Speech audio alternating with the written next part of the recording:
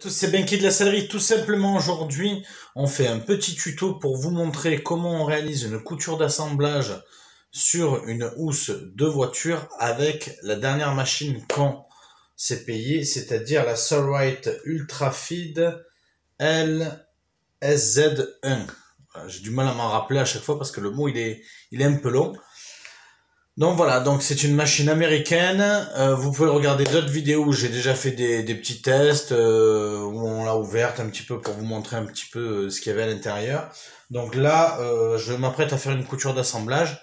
J'aime bien cette machine parce qu'on peut régler les points très très petits. Et là justement, c'est ce que je cherche.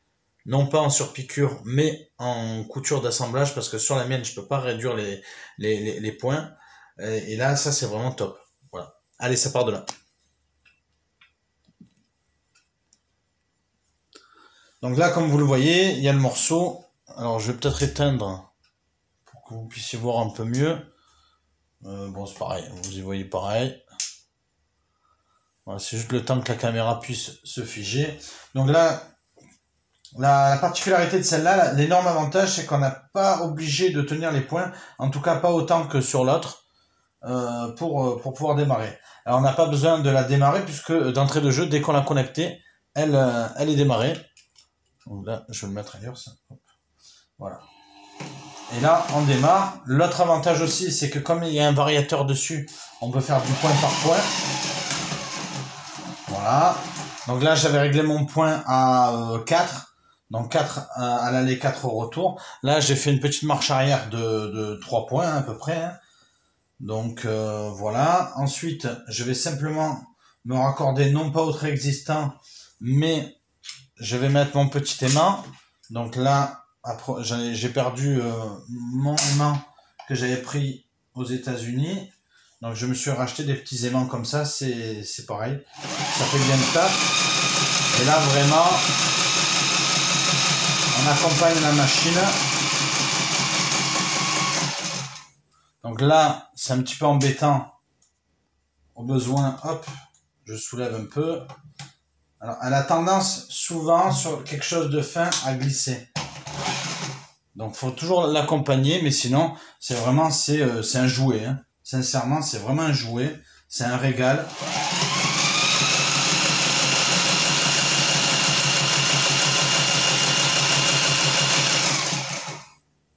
Donc là, une nouvelle fois, j'ai un assemblage à faire. Donc, je vais l'accompagner. Voilà, on fait du point par point ou un peu plus. Hein. Voilà. Et là, on la laisse faire. Et elle marche vraiment très très bien. Donc c'est vraiment un petit jouet. Bon, la prochaine, je vous cache pas que ce sera une PAF 1245 dernier prix. Parce que j'aime bien quand même quelque chose de massif. Et là, j'ai vraiment l'impression de le faire sur un jouet, mais ça marche bien. C'est vrai qu'elle me dépanne bien sur mes voyages. Puisqu'elle est transportable. Voilà, donc là, ça a fait son taf.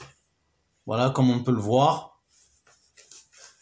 Voilà, dans les deux sens. Le point, il est serré, il est petit, il est exactement comme je voulais. Voilà, c'était pour vous montrer un petit peu la Solrite Premium Ultra Field que j'ai reçu des États-Unis il y a quelques temps. Et voilà, c'était pour vous montrer un petit peu tout ça. Et vous pouvez en juger de vous-même de la qualité de la machine. N'hésitez pas à me poser des questions dans le commentaire pour vous faire des vidéos concernant la machine si vous avez besoin. Si vous voulez l'essayer, ben vous pouvez toujours venir faire un stage. En ce moment, il y en a un qui est gratuit. Voilà, vous pouvez me contacter par email et sur mon numéro de téléphone qui est dans les commentaires. Merci à vous tous et à bientôt. Salut!